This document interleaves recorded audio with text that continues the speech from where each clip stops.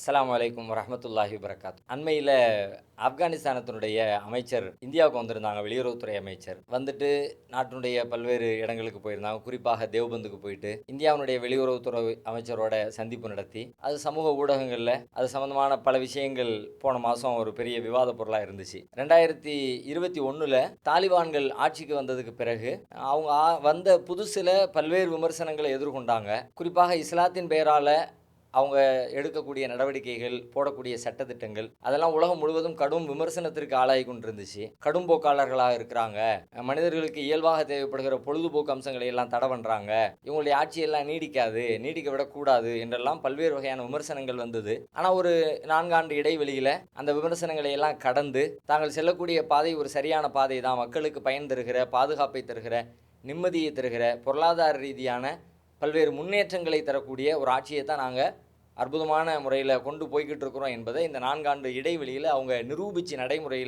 நடைமுறைப்படுத்தி காட்டியிருக்கிறாங்க. அப்போ அவங்க வந்துட்டு போன அந்த நேரத்தில் தாலிபான்களை குறித்து மேலதிகமான சில செய்திகளை தெரிஞ்சுக்கணும், படிக்கணும் என்ற ஒரு உணர்வு ஏற்பட்டுச்சு. அது அப்படியே கடந்து போய்கிட்டு இருக்கிற நேரத்தில் எஸ்ஐஓனுடைய முன்னாள் தலைவர் ஃபக்கீர் முகமது வழியாக தாலிபானின் பிடியில் அப்படின்னு சொல்லிட்டு இந்த புத்தகம் கிடைச்சிது. லண்டனுடைய பத்திரிகையாளர் யுவான்னி ரிட்லி அப்படிங்கிறவங்க எழுதின ஒரு அருமையான புத்தகம் இது.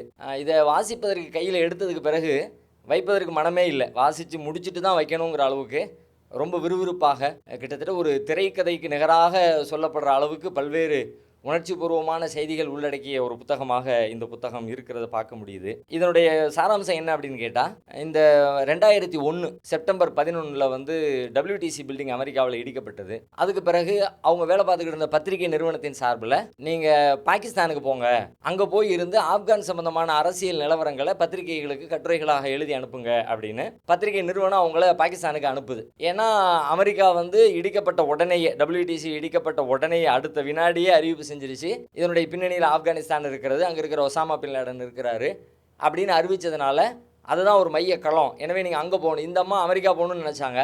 ஆனால் நிறுவனம் வந்து நீங்கள் பாகிஸ்தான் போங்கன்னு சொல்லி பாகிஸ்தானுக்கு புறப்பட்டு உடனே வந்துட்டாங்க. 2-3 நாள் இடைவெளியிலேயே பாகிஸ்தான் வந்துட்டாங்க. பாகிஸ்தானில் வந்து பல்வேறு இடங்களுக்கு போய் அங்குள்ள அரசியல் கள நிலவரங்களை எல்லாம் தொடர்ந்து தினசரி தன்னுடைய பத்திரிகைகளுக்கு எழுதிக்கிட்டே இருந்தாங்க. அது உலகம் முழுவதும் அவங்க ரொம்ப பிரபலமானவங்க. பல்வேறு பத்திரிகைகள் அவங்களுடைய கட்டுரைகள் தலைப்புச் செய்திகளாக, முதல் பக்க கட்டுரைகளாக வந்துக்கிட்டு இருந்துச்சு.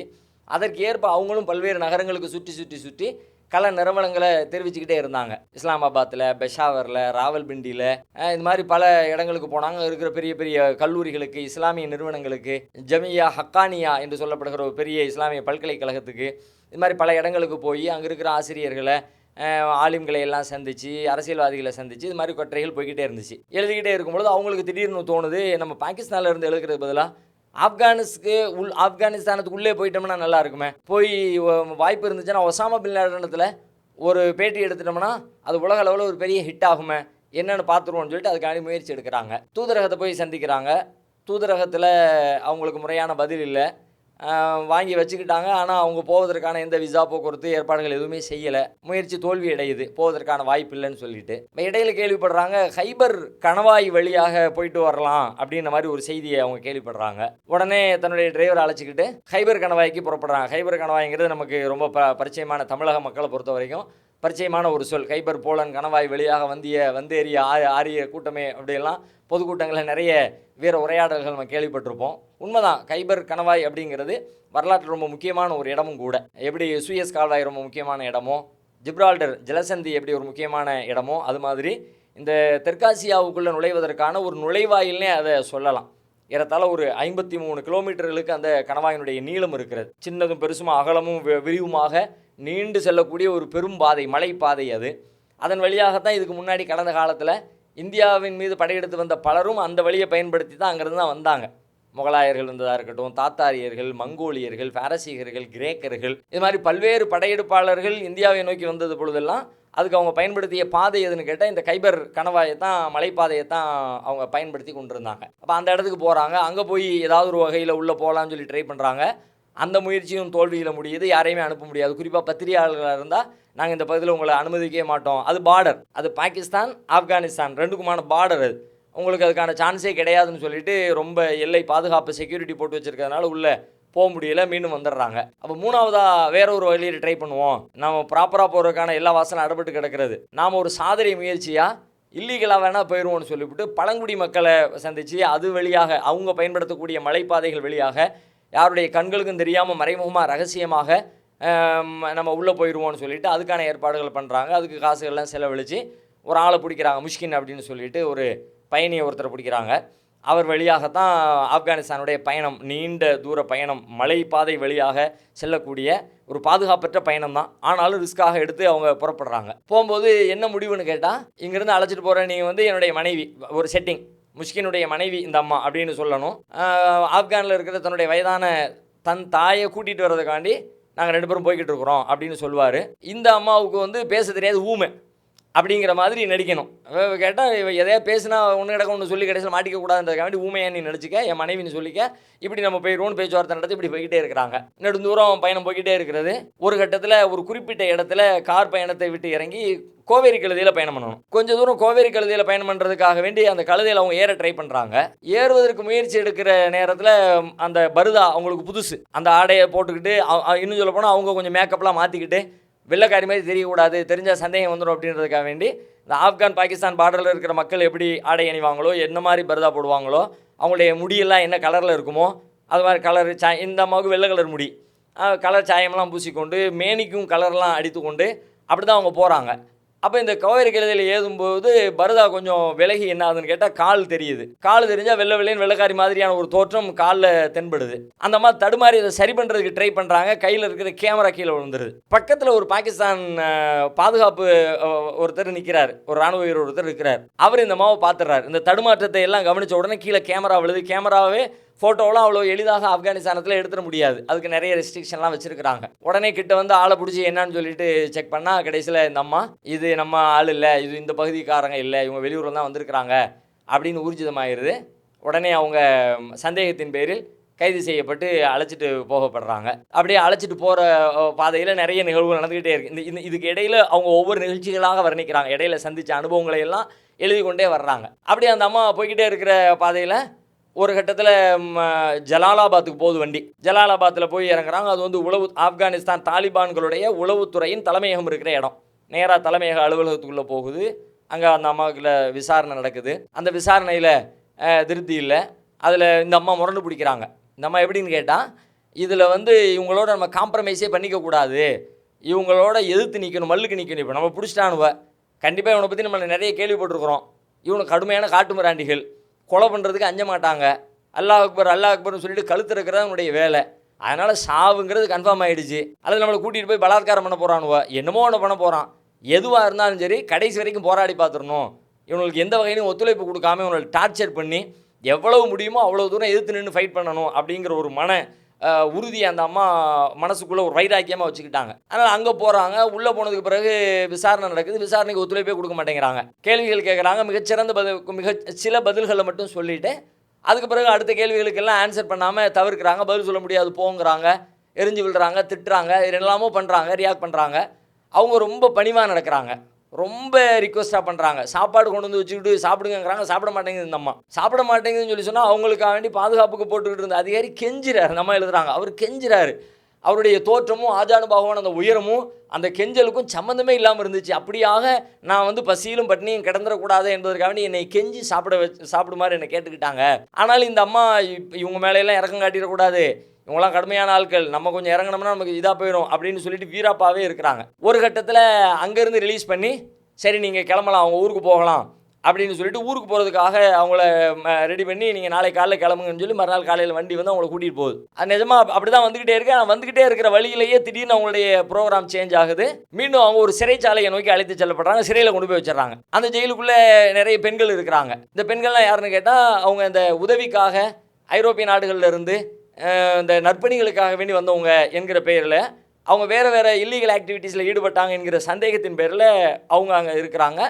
அவர்கள்லாம் ஆங்கிலம் தெரிஞ்சவங்க, இந்த அம்மாவும் ஆங்கிலம். அதனால் அங்கே போய் அவங்களோட சேர்த்து வைக்கப்படுறாங்க. நான் இருக்க மாட்டேன்னு இந்த அம்மா மல்லுக்கு நிற்கிறாங்க, சண்டை போடுறாங்க. கடைசியில் வேறு வழியில் அங்கே தான் இருந்தாகணும்னு அங்கே வைக்கப்படுறாங்க. அங்குள்ள சூழல் நிறைய விஷயங்கள் அங்கே நடக்குது. அதையெல்லாம் தொடர்ந்து அப்படி பேசிக்கிட்டே வர்றாங்க. பிறகு ஒரு கட்டத்தில் அங்கிருந்தும் அவர்கள் விடுவிக்கப்பட்டு அவங்க நீங்கள் உங்கள் ஊருக்கு செல்லலாம்னு சொல்லி விடுதலை செய்யப்பட்டு அனுப்பப்படுறாங்க. இந்த காட்சிகள், இந்த செய்திகள் தான் இந்த புத்தகத்தினுடைய சாராம்சம். ஆனால் இதனுடைய ஹைலைட் என்ன அப்படின்னு கேட்டால், அவங்க உள்ள நுழையும் பொழுது தாலிபான்களை குறித்து அவர்களுக்கு இருந்த மனநிலை. ஏன்னா உள்ளே போகிறதுக்கு முத நாளே தேடுறாங்க, இணையதளத்தில் தேடுறாங்க, தாலிபான்களை பற்றி என்னெல்லாம் விஷயங்கள், யார் யாரெல்லாம் என்ன கட்டுரை எழுதியிருக்கிறாங்க எல்லாத்தையும் தேடி படிக்கிறாங்க. அதுக்கு முன்னாடி அவங்க நிறைய ஆவணப்படங்கள் அதெல்லாம் பார்த்துருக்குறாங்க. பார்த்த வகையில் தாலிபான்களை பற்றி அவங்களுடைய கருத்து முழுக்கவே ரொம்ப எதிர்மறையான கருத்து. அவங்க ரொம்ப மோசமானவங்க, காட்டு மிராண்டிகள், கற்காலத்து மனிதர்கள், பெண்களை அடக்குவதும் ஒடுக்குவதுமே அவங்களுடைய சிந்தனை, அதுக்காக வேண்டி அவங்க மார்க்கம் என்கிற பெயரால் சில விஷயங்களை கடைப்பிடிச்சிக்கிட்டு வர்றாங்க, பொழுதுபோக்குகளுக்கு அவங்களிடத்தில் எந்த அனுமதியும் கிடையாது, இப்படியாக ரொம்ப எதிர்மறையான விஷயங்களை மட்டுமே அவங்க பார்த்தும் படித்தும் ஃபுல்லாக கிரகிச்சு வைத்துக்கொண்டு அந்த பார்வையிலேயே போய்கிட்டு இருக்கிறாங்க. ஆனால் உள்ளே போய் ஒவ்வொரு இன்சிடெண்ட்டாக நடக்கும் பொழுது அவங்களுடைய பார்வை மாறுது. உள்ளே போகிற பொழுது என்ன மனநிலை, எதுக்காக வேண்டி உள்ளே போனாங்க, உள்ளே போய் வெளியில் திரும்புகிற பொழுது அவர்களை குறித்து அவங்களுடைய மனநிலை என்ன, எது அதை நோக்கி தள்ளியது என்பது தான் இந்த புத்தகத்தில் நாம் தெரிந்து கொள்ள வேண்டிய ஹைலைட்டான அம்சம். இதில் என்ன நடக்குதுன்னு கேட்டால், அவங்க பிடிபட்ட உடனே அவங்கள சோதிக்கிறதுக்காக வேண்டி 2 தாலிபான் பெண் லீடர்ஸ் வர்றாங்க, போராளிகள் வர்றாங்க, வீரர்கள். அவங்க செக் பண்ணுற ஆயுதம் எதுவும் வச்சுருக்கிறாங்களான்னு செக் பண்ணுறாங்க. அதில் ஒரு அம்மாவுடைய செக்கிங் இந்த பெண்ணுக்கு, இந்த அம்மாவுக்கு கோவத்தை தருது, எரிச்சலை தருது. பரதா போட்டுருந்தாங்க, பரதாவை கழட்டியாச்சு. அதுக்கு பிறகு பார்த்தாலே தெரியும் பெரிய ரகசிய ஆயுதங்கள் கொண்டு வர அளவுக்குலாம் ஒன்றும் இல்லை. அப்படிப்பட்ட நிலையில் இந்த அம்மா ரொம்ப ஹார்ஷாக அதனுடைய நடவடிக்கை நமக்கு எரிச்சல் தருதுன்னு சொல்லிவிட்டு இந்த அம்மா திமிர்னா கட்டாயப்படுத்தி அந்த அம்மா சோதனைப்படுத்துகிறாங்க. சோதனை பண்ணிக்கிட்டே இருக்கும் பொழுது ஒரு கட்டத்தில் இவங்க நினைக்கிறாங்க, நீ சோதனை தானே பண்ணணும், நான் மொத்தமாக என் ட்ரெஸ்ஸை பூரா கழட்டிடுறேன், நீ என்னை சோதனை, அதுக்கு பிறகு நீ எனக்கு சோதனை பண்ணுவே, நீ என்னை டச் பண்ணாமல் உன்னை விளக்குறதுன்னா அதான் வழின்னு சொல்லிவிட்டு பரதாவை கழட்டி சோதனை பண்ணிக்கிட்டு இருந்த நேரத்தில் பொது வெளியில் நிற்கிறாங்க. அந்த பக்கம் தூரத்தில் மக்கள்லாம் கூடி நிற்கிறாங்க, ஒரு பெரிய கற்குவியெல்லாம் இருக்குது, அதுக்கு பதில் இது நடக்குது. எல்லோரும் நிற்கிற இடத்துல இந்த அம்மா தன்னுடைய ஆடையை கலட்டுறதுக்கு ட்ரை பண்ணுறாங்க, மேலாடையை கலட்டுறாங்க. அந்த அம்மா மேலாடையை கலட்டுறதை பார்த்த உடனே இந்த தாலிபான் பெண் கமாண்டர்ஸ் என்ன பண்ணிடுறாங்கன்னா அதை அடக்கிறதுக்கு ட்ரை பண்ணுறாங்க. பொதுவெளியில் எப்படி ஒரு பெண்ணு, ஏன்னா அவங்க அவ்வளோ கட்டுப்பாடாக இருக்கிற ஒரு நாடு, அந்த அம்மா உடம்புல இருக்க எல்லா துணியும் கலட்ட போகிறேன்னு சொல்லிட்டு கலெக்டருக்கு ட்ரை பண்ணிச்சின்னு சொன்னால் அவங்க அதை கட்டாயப்படுத்துகிறாங்க. 2 பேருக்கு இடையில் மல்லுக்கு நடக்குது. ஒரு கட்டத்தில் அந்த பெண் பாதுகாப்பு வீரர் என்ன பண்ணுறாங்கன்னா ஓங்கி முகத்தில் ஒரு அடி கொடுக்குறாங்க, கட்டுப்படுறே இல்லையா அப்படின்னு. அடியை கொடுத்த மறு நிமிஷம் கொஞ்சம் கூட யோசிக்காமல், ஏன்னா இந்த அம்மா தான் ஆல்ரெடி இவங்க எதை செஞ்சாலும் நம்ம வேறு மாதிரி ரியாக்ட் பண்ணணும்னு முடிவில் இருந்ததுனால அவங்க அடித்த உடனே ஒரு செகண்ட் கூட தாமதிக்காமல் பதிலுக்கு அவங்க மூஞ்சில் ஓங்கி ஒரு குத்து இந்த அம்மா குத்திடுது. அந்த அம்மா நில தடுமாறுறாங்க. அப்போ கைகலப்பு அதிகமாகிற ஒரு சூழல் வருகிறது. சுற்றி இருக்கிறவங்களாம் சத்தம் போடுறாங்க. கமாண்டர் ஒருத்தர், இராணுவ வீரர், தாலிபான் வீரர் ஒருத்தர் ஓடி வர்றாரு. அப்போ சூழல் எனக்கு எதிராக உஷ்ணம் ஆகிடுச்சு, நான் நினச்சேன் அவ்வளோதான் முடிஞ்சிச்சு, இன்றைக்கி நம்மளை காலி பண்ண தான் போகிறானுவா, என்ன பண்ணாலும் பண்ண, சரி அடிக்கு திருப்பி அடிச்சாச்சு அப்படிங்கிற மனதிருப்தியோடு நான் நிற்கிறேன். வந்தவர் என்ன பண்ணாருன்னு கேட்டால், என்னை அடித்து அந்த அம்மாவை சமாதானப்படுத்தி கூட்டிகிட்டு போயிட்டாரு, என்னையும் ஒன்றுமே சொல்லலை. என்னை திரும்ப வண்டியில் ஏற்றுனாங்க. வண்டியில் ஏற்றும்போது எனக்கு இப்படியெல்லாம் எண்ணங்கள் ஓடுது, எங்கே கொண்டு போகிறானோன்னு தெரியல, கூட்டு பலாத்காரம் செய்வாங்களான்னு தெரியல, கொண்டு போய் விரும்பின அறுத்து போட்டுருவாங்களான்னு தெரியல, அல்லது வெளியில் நான் இப்படி கொல்லப்பட்டது என்னுடைய குடும்பத்தாருக்கு சொல்லப்படுமா சொல்லப்படாதா, தெரியுமா தெரியாதா, என்ன நடக்குமோ தெரியலைங்கிற அந்த பீதி கலந்த மன உணர்வோடு நான் அழைத்து செல்லப்பட்டேன். இப்படி தான் ஜலாலாபாத்துக்கு அழைச்சிட்டு போகப்பட்டேன். இப்படி போய்கிட்டு இருக்கும்போது வண்டியில் ஏறும் பொழுது இந்த 2 பெண்மணியும் சேர்ந்து ஏறுறாங்க. சேர்ந்து ஏறினவங்க கொஞ்ச நேரத்துக்கு பிறகு ரொம்ப சகஜமாகி ஒரு குறிப்பிட்ட இடத்துல அந்த 2 பேரும் இறங்குறாங்க. ஒரு பாந்தமான முகநிலையில் ஒரு ஒரு ஒரு பாசத்தோடு அவங்களிடத்துல ஒரு சிரிப்போடு விடைபெற்று போகிறாங்க. ஏற்கனவே இருந்த அந்த குரோதமெல்லாம் குறைஞ்சு போன மாதிரி இருக்குது. இந்த விஷயம் முதலாக அவங்களுடைய உள்ளத்தில் லேசாக தைக்குது. என்ன தைக்குது, என்ன இது நமக்கு எதிராக நடப்பாங்க, ஹார்ஷாக நடப்பாங்க அப்படின்னு நம்ம எதிர்பார்த்தோம். பார்த்தா ஒன்றுமே இல்லாமல் கொஞ்ச நேரத்தில் ரொம்ப சகஜமாகி ரொம்ப இயல்பாக அன்பாக நிலவரம் மாறி போச்சே அப்படின்ட்டுன்னு. அப்போ இவர்களை நாம் ஏற்கனவே பார்த்த பார்வையிலேயே பார்த்துக்கிட்டு இருப்பது சரியில்லை. இவங்க எப்படி இருக்கிறாங்களோ அப்படி புரிஞ்சுக்கணுமே தவிர நாம் எப்படி அவங்கள பற்றி படிச்சுட்டு வந்தோமோ அதே பார்வையில் நம்ம பார்க்கக்கூடாது என்கிற மன உணர்வை கொஞ்சம் அப்படி வளர்த்துக்கிறாங்க. அதுக்கு பிறகு அவங்க பார்க்குற காட்சிகள் எல்லாமே அவர்கள் படித்தது, கேட்டது, முன்னால் அது குறித்து தெரிந்து வைத்திருந்தது, அதற்கும் இப்போ நடக்கிறதுக்கும் எந்த சம்பந்தமுமே இல்லைங்கிற அளவிற்கு நேர் எதிரான காட்சிகளாகவே நடக்கிறது. நேர்மைனா நேர்மை அப்படி ஒரு நேர்மை, இரக்கம்னா இரக்கம் அப்படி ஒரு இரக்கம், ஒரு கண்ணியப்படுத்துகிற முறையில் அவங்க நடந்துகிற விதம், பெண்களுக்கு அளிக்கக்கூடிய கௌரவம், இப்படி எல்லா விஷயத்துலையும் ரொம்ப பண்பாடாக, ரொம்ப சிறப்பாக, ரொம்ப ஒழுக்கமாக அப்படி அவங்க நடந்து கொண்டே இருக்கிறாங்க. ஒரு கட்டத்தில் ஒரு மௌலவி ஒருத்தர் வர்றாங்க. அவங்க சொல்கிறாங்க, ஒரு நல்ல பெரிய வெண்ணிற தாடியோடு ஒரு பெரிய மார்க் அறிஞர் ஒருத்தர் சிறையில் இருக்கிற நேரத்தில் வர்றாங்க. வந்து அவங்கள்ட்ட கேட்குறாங்க, இந்த அம்மா முன்னுக்கு பின் முரண்டு பிடிச்சிக்கிட்டே இருக்கிறாங்க, சண்டை போட்டுக்கிட்டே இருக்கிறாங்க. ஆனால் அவர் கேட்குறாரு, நீங்கள் யார், என்ன மதத்தை சார்ந்தவங்க, ஏன்னா கிறிஸ்தவ மதத்தை சார்ந்தவன், எந்த பிரிவை சார்ந்தவங்க, நான் புரொட்டஸ்டன்ட் பிரிவை சார்ந்தவ. அப்படியே இஸ்லாத்தை பற்றி உங்களுடைய கருத்து என்ன? இஸ்லாம் ஒரு நல்ல மார்க்கம் தான், சிந்திக்க வேண்டிய விரும்பப்பட வேண்டிய ஒரு நல்ல மார்க்கம் தான். நீங்கள் ஏன் இஸ்லாத்தை ஏற்றுக்கொள்ளக்கூடாது அப்படின்னு சொல்லிட்டு அவர் கேட்டார். அப்போ இல்லை, இப்போ நான் இருக்கிற மனநிலையில் அது குறித்து சிந்திக்கிற மாதிரி நான் இல்லை அப்படின்னு நான் சொன்னேன். அப்போ நீங்கள் வாய்ப்பு வரும்போது அதை சிந்திங்க, நீங்கள் குரானை படிங்க அப்படின்னு சொல்லிட்டு அவர் போயிட்டார். ரொம்ப கண்ணியமான அப்ரோச்சாக இருந்துச்சு. வேறு எந்த வகையிலும் நான் கட்டாயப்படுத்தப்படவே இல்லை. இந்த காட்சிகள் எல்லாம் அவங்கள ஈர்க்குது. அவங்க நடந்துக்கிற விதம், அவங்க சாப்பாடு கொடுக்குற விதம், அவங்க தங்க வைக்கிற விதம், அவங்க எந்த வகையிலும் நமக்கு சிரமமாயிடக்கூடாது நடந்து கொள்கிற விதம். ஏன்னா உலகத்தில் இவங்களை பற்றி அப்படி ஓடிக்கிட்டு இருக்குது. ரொம்ப மோசமானவர்களாக அமெரிக்கா விழுந்து விழுந்து ஊடகங்களுக்கு செய்தி கொடுத்துக்கிட்டு இருக்குது. இவங்க என்ன இப்படி தலைகீழாக இருக்கிறாங்கன்னு ஒவ்வொரு காட்சியும் எனக்குள்ள பல்வேறு சிந்தனைகளையும் கேள்விகளையும் இது குறித்து நான் உலகத்துக்கு சொல்லணும் என்கிற அளவிற்கு மன உணர்வுகளையும் இடையிடையே உண்டாக்கி கொண்டே இருந்துச்சு. ஒரு கட்டத்தில் எனக்கு நான் வெளியில் போகிறதுக்கான விடுதலை ஆணை வருகிறது. அதில் அவங்க ஒரு நெகிழ்ச்சியான சம்பவத்தை குறிப்பிடுறாங்க.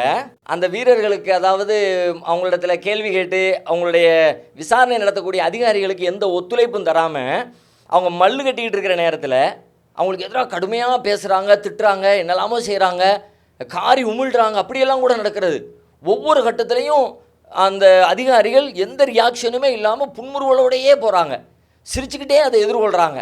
அதில் ஒருத்தர் என்ன பண்ணுறாரு அப்படின்னா, இந்த அம்மாட்ட வந்து பேசுகிறார், நீங்கள் எங்கள்கிட்ட இப்படி தொடர்ந்து எங்களை வந்து நீங்கள் டார்ச்சர் பண்ணுறீங்க, எங்களுக்கு ஒத்துழைப்பு தர மாட்டேங்கிறீங்க, எங்களுடைய கேள்விக்கு நீங்கள் பதில் தர மாட்டேங்கிறீங்க அப்படின்ட்டுன்னு அது சம்மந்தமாக ஒரு விஷயத்தை பேசுகிறாரு. அவங்க எழுதுகிறாங்க, நாங்கள் எப்படி நடந்து கொள்ள வேண்டுமென நீங்கள் எதிர்பார்க்கிறீர்கள்? இது ஆப்கானிஸ்தான். நாங்கள் தொடர்ந்து 22 ஆண்டுகளாக போரைத்தான் சந்தித்து கொண்டிருக்கிறோம். நாங்கள் எல்லோரும் சாவு முகத்தில் போராடி கொண்டிருக்கும் போது சிறைச்சாலைகளை சிங்கார கோட்டங்களாக வைத்துக் கொள்வதை பற்றி சிந்திக்க எங்களுக்கு நேரம் இல்லை. அந்த அம்மா என்ன சொல்கிறாங்க, நீ ஜெயிலுன்னு வச்சிருக்கிறதுலாம் ஜெயிலா, இப்படி எங்களை போட்டு நரகத்தில் கொண்டு வந்து தள்ளியிருக்க அப்படி சொல்கிறாங்க. இது நரகத்தில் உள்ள ஒரு துவாரம், இது சிறைச்சாலை கிடையாது.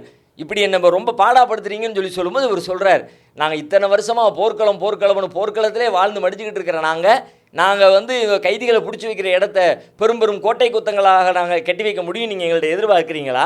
அதுக்கான எங்களுக்கு எந்த நேரமும் இல்லை. நீங்கள் மிகவும் மோசமாகவே நடந்து கொண்டிருக்கிறீர்கள். நீங்கள் எங்கள் நாட்டுக்கு எந்த அழைப்புமின்றி அத்துமீறி புகுந்தவர்கள் என்பது நினைவிருக்கட்டும். இப்படி சொன்னபோது அந்த மாதிரி எழுதுகிறாங்க, அவர் சொல்லிட்டாரு, இப்படி சொன்னபோது அவன் கண்கள் பனித்தன. இதை சொல்லும்போது அவனே நான் தழுதழுத்து கண்களில் கண்ணீர் வர்ற மாதிரி, நாங்கள் உங்கள்கிட்ட நல்ல முறையில் நடந்துக்கணும்னு நினைக்கிறோம், ஆனால் நீங்கள் இப்படி நடக்கிறீங்களே அப்படின்ற அந்த உணர்வோடு கண்கள் பனித்தன. என் உள்ளத்தை அவனுடைய சொற்கள் தொட்டுவிட்டன. ஒரு வினாடி என் உள்ளம் நெகிழ்ந்தது. சட்டென சுதாரித்து கொண்டேன். அனுதாபப்பட வேண்டிய புனித மனிதர்கள் தான் இவர்கள். ஆனால் அதற்கு இது நேரம் அல்ல. இவர்களை வெறுப்படைய செய்ய வேண்டும் என்றே நான் முடிவில் இருந்தேன். என் உள்ளத்தை தொடும் பேசியவனை கையை அசைத்து வாயை மூடிக்கொண்டு நீங்கள் எல்லாம் நரகத்திற்கு செல்லுங்கள், என் கண்முன் நிற்காதீர்கள் என்றேன். அத்தோடு நான் அவர்களை நோக்கி ஒரு அடி எடுத்து வைத்தேன். காரி உமிழ்ந்தேன், தரையில் திருப்பி நடந்தேன். அப்ப இந்த மாதிரி காரி உமிழ்கிற நிகழ்ச்சி எல்லாம் நடந்திருந்தால் மிகச் சாதாரண அதிகாரம் இருக்க வேண்டாம், போலீஸா இருக்க வேண்டாம், இராணுவமா இருக்க வேண்டாம், நம்மை விட அதிகாரத்தில் குறைந்தவனாகவே இருக்கட்டுமே, இது மாதிரி நம்ம தெருக்களில் நடந்தால் அவர்கள் ஏற்றுக்கொண்டு திரும்ப செல்வாங்களா? நம்ம பலமான ஆளா இருந்து நம்மிடம் காரி உமிழ்கிற அந்த நிகழ்வு நடத்தப்படுகிற மனிதன் பலவீனமானனாக இருந்தா கூட அவனே திரும்ப எடுப்பானே, அவனே ஏற்றுக்க மாட்டானே, திரும்ப காரி உமிழ்வானே. அப்போ இந்த அளவிற்கு அந்த அம்மா கடும் கோபத்தை வெளிப்படுத்துகிறாங்க, எரிச்சலை வெளிப்படுத்துகிறாங்க. ஆனால் ஒரு கட்டத்திலே அவங்க திருப்பி தாக்கவோ தனக்கு கீழே இருக்கிறாங்கன்னு சொல்லிட்டு அவங்கள தான் விரும்பியபடி நடத்தவோ முழுக்க மிகுந்த கண்ணியத்தோடு மிகுந்த மரியாதையோடு அவர்கள் தருகிற அத்தனை இம்சைகளையும் பொறுத்து கொண்டு பொறுமையை மட்டுமே, வெறும் புன்சிரிப்பை மட்டுமே பதிலாக அவங்க கொடுத்துக்கிட்டே இருக்கிறாங்க. இந்த அம்மாவால் தாங்க முடியலை. ஒரு கட்டத்தில் விடுதலை, நிஜமாகவே எல்லா விசாரணைகளுக்கு பிறகு விடுதலை அப்படின்னு அவங்களுக்கு அறிவிப்பு வருகிறது. அந்த அறிவிப்பை பற்றி சொல்கிறாங்க. அதில் அது ஒரு பக்கத்துக்கு நெருக்கமாக நீளமாக அதை எழுதுகிறாங்க. ஒவ்வொரு வரிகளும் நம்முடைய உள்ளத்தை தொடுகிற வகையில் அதில் இருக்கிறது. அந்த அம்மா, எனக்கு வந்து ஆர்டர் வந்துருச்சு, உண்மையிலே நெசமாக போக சொல்லிட்டாங்க, நம்மெல்லாம் போக மாட்டோம், அதெல்லாம் நடக்காது, இவனும் போய் சொல்லானோ ஃப்ராடு சொல்லானோ நினச்சிக்கிட்டே இருந்தேன். ஆனால் நெசமாகவே மனிதாபிமானத்தின் அடிப்படையில் யுவானி ரிட்லி விடுதலை செய்யப்படுகிறார்னு ஆணை வந்துருச்சு. அதில் முல்லா உமர் கையெழுத்திட்டு இருந்தார். ஆணையை பார்த்ததும் அணையுடைத்த வெள்ளமாய் ஆனந்த கண்ணீர் என்னை மீறி பீறிட்டு வந்தது.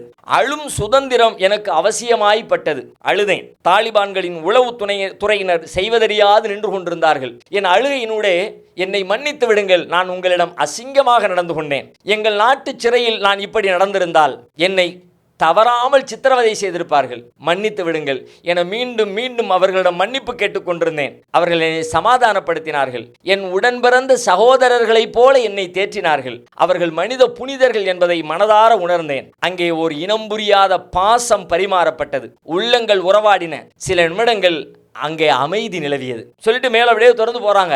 அப்போ ஒருத்தர் வர்றாரு, ஒரு பெரியவர் ஒருத்தர் வர்றாரு. அவர்கிட்டையும் நான் மோசமாக நடந்திருக்கேன், அவர்கிட்டையும் நான் மன்னிப்பு கேட்க நினைக்கிறேன். அந்த மாதிரி சொல்கிறாங்க. நான் அவரை கட்டிப்பிடித்து மன்னிப்பு கேட்க வேண்டும் என விரும்பினேன். ஆனால் அது இங்கிதமான செயலாக இருக்காது என்பதால் அதை நான் விட்டுவிட்டேன். மரியாதையாக எழுந்து நின்று அவரிடம் மன்னிப்பு கேட்டேன். உண்மையை சொன்னால் என் வாழ்வில் என்னை ஒருவர் மன்னித்தாக வேண்டும் என்ற மன உளைச்சலோடு நான் மன்னிப்பு கேட்டது அவரிடம்தான். அவரும் அதை உணர்ந்தார். அவர் இதயம் என் பக்கம் சாய்கிறது என்பதை அவரது முக பாவனையிலிருந்து நான் தெரிந்து கொண்டேன். உடனே நான் அவரிடம், நான் என்ன பேசியிருந்தாலும் அது உங்களை மையமாக கொண்டதல்ல, நீங்கள் அதை உங்கள் மீது தனிப்பட்ட முறையில் நடந்த தாக்குதல் என நீங்கள் எடுத்துக்கொள்ளக்கூடாது, என்னை மன்னித்து விடுங்கள் என்றேன். அவர் மன்னித்து விட்டேன் என்று சொல்வார் என எதிர்பார்த்தேன். அவர் இறைவன் போதுமானவன் என கூறினார். இந்த வார்த்தைகளை படிக்கும்போது என்னை அறியாமல் அப்படியே உடலெல்லாம் ரோம கால்களாம் சிலிர்த்திருச்சு. இவர்கள் தங்களுடைய செயல்களால் இஸ்லாத்திற்கு கண்ணியத்தை ஏற்படுத்தி இருக்கிறார்கள். உலகமெல்லாம் பொய்யாக கற்பனை கதைகளை அவிழ்த்துவிட்டு அவர்களுக்கு அவப்பெயர் ஏற்படுத்த நினைத்தாலும் அவர்களை நேரில் போய் பார்த்த ஒரு மனுஷன் இஸ்லாத்தின் மீது கண்ணியத்தையும் இஸ்லாத்தின் மீது பாசத்தையும் இஸ்லாத்தின் மீதான ஈர்ப்பையும் அனுபவிப்பான் என்பதற்கு நம்ம சொல்கிறாங்க. அவர் என்னை மன்னிச்சிட்டேன்னு சொல்லுவாருன்னு நான் எதிர்பார்த்த நேரத்தில் இறைவன் போதுமானவன் சொன்னார். அந்த அம்மா ரொம்ப உணர்ச்சி வசப்பட்டுறாங்க. இதுவெல்லாம் தான், இந்த நிகழ்வுகள் தான் அவருடைய மனதை மாற்றுகிறது. நாமும் நம்முடைய வாழ்க்கையில் இந்த மாதிரியான இஸ்லாமிய பண்பாடுகளை வெளிப்படுத்தினோம்னா நமக்கும் நற்பெயர், நாம் சார்ந்திருக்கிற இந்த சமூகத்திற்கும் நற்பெயர், நாம் ஏற்றிருக்கிற இஸ்லாம் என்கிற கொள்கைக்கும் அது நற்பெயர். ஆனால் நாம் எப்படி நடந்துகிட்டு இருக்கோங்கிறது இதிலிருந்து நாம் சிந்திக்க வேணும். அதை விட முக்கியமாக கடைசியாக இப்படி போனோம், உள்ளே போனவங்க அப்படி போனாங்க, வெளியே வரும்போது என்ன மனிதர்கள் இவங்க, இவ்வளவு நல்ல, இவ்வளவு அழகிய பண்பாடு, அழகிய சிந்தனை, அழகிய நடைமுறை அப்படின்னு அதன்பால் ஈர்க்கப்பட்டுட்டாங்க. இப்போ விடுதலை ஆகி வெளியே வந்தாச்சு. வந்ததுக்கு பிறகு வந்த உடனே வேலை என்ன? பத்திரிகை அலுவலகம் சொல்லுது, நீ எழுதின போன நிகழ்வுகளை பூரா எல்லாத்தையும் வரலாறாக எழுது, உன் அனுபவங்களை பூரா தொகுத்து எழுது, பத்திரிகைகளை வெளியிடுவோம், பத்திரிகை சக்கப்போடு போட போகுது, நல்ல விற்பனையாகும், நல்ல லாபம் கிடைக்கும் அப்படின்னு ஒரு ஹோட்டலில் 5 ஸ்டார் ஹோட்டலில் ரூம் எடுத்து கொடுத்து உட்காந்து நீ எழுதுகிற வேலையை பாரு அப்படின்னு. அப்போ இந்த அம்மா சொல்கிறாங்க, எனக்கு இப்போ எழுதுறது முக்கியமல்ல, அதை விட முக்கியமாக நான் அவர்களிடத்திலே கொடுத்து வந்த ஒரு வாக்குறுதி எனக்கு முக்கியமானது. அதை நான் நிறைவேற்றணும்னு நான் நினச்சேன். என்ன வாக்குறுதி? அவங்க என்னை குரான் படிக்கணும்னு சொன்னாங்க, குரானை படிங்கன்னு சொன்னாங்க, வாய்ப்பு இருந்தால் குரானை படிங்கன்னு. நான் குரானை படிக்கிறேன்னு சொல்லிட்டு வந்தேன். அந்த வாக்குறுதியை நிறைவேற்றணும்னு எனக்கு தோணுச்சு. ஒரு பக்கத்தில் என்னுடைய கட்டுரைகளை எழுதி கொண்டிருப்பதற்கு இடையிலேயே குர்ஆனை படிக்க ஆரம்பித்தேன். ஏறத்தாழ 2 ஆண்டுகள், 1.5 ஆண்டுகளுக்கு மேலாக 2 ஆண்டுகள் ஓடிவிட்டது. 2 ஆண்டுகளின் இடைவெளியிலே குர்ஆனை வாசிக்க வாசிக்க வாசிக்க என்னுடைய அறிவு விசாலமடைந்து கொண்டே போனது. இஸ்லாம் குறித்து அதுவரை என் கற்பனையில் தோன்றிய எல்லா கதைகளும் கட்டுடைக்கப்பட்டன என்று சொல்லி 172வது பக்கத்தில் அவருடைய மனமாற்றத்தை எழுதுகிறார். என் வாழ்வில் இஸ்லாம் என்கிற பெயரால் 20வது அத்தியாயத்தை துவங்குகிறார். அற்புதமான வரிகள். 2 ஆண்டுகள் நகர்ந்து விட்டன. நான் திருக்குர்ஆனை படிப்பதில் ஆழ்ந்து போனேன். திருக்குர்ஆனில் நான் படித்தவை அனைத்தும் என்னை ஆச்சரியத்தில் ஆழ்த்தின. பெண்களுக்கு இஸ்லாம் தந்திருக்கும் உரிமைகளை படிக்க படிக்க பரவசப்பட்டேன். என் அறிவு விசாலமானது.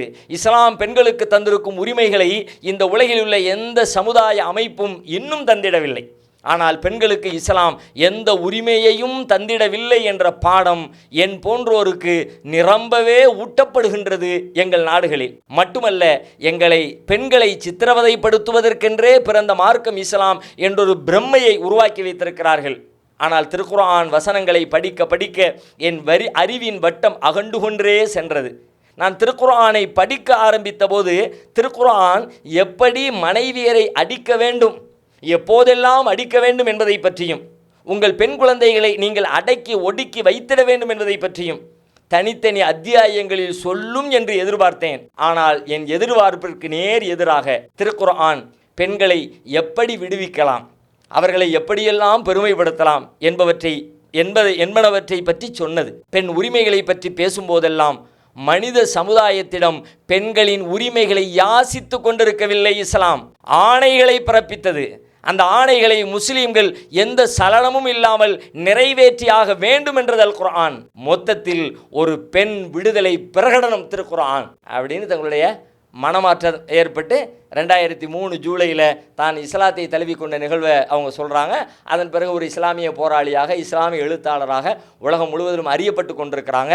இந்த நூல் நாம் பல்வேறு விஷயங்களை கற்றுக்கொள்வதற்கும், அனுபவபூர்வமாக இஸ்லாத்தை கடைபிடிப்பதனால் ஏற்படக்கூடிய விளைவுகளை உணர்வதற்கும் அருமையான ஒரு நூல். நான் சொல்வதை காட்டிலும் இதை அதன் சுவை குன்றாமல் அறிந்து கொள்ள விரும்புகிறவர்கள் இந்த நூலை வாங்கி வாசித்து அதை அறிந்து கொள்ள வேண்டும் என்று கேட்டுக்கொள்கிறேன். அஸ்ஸலாமு அலைக்கும் வரஹ்மத்துல்லாஹ்.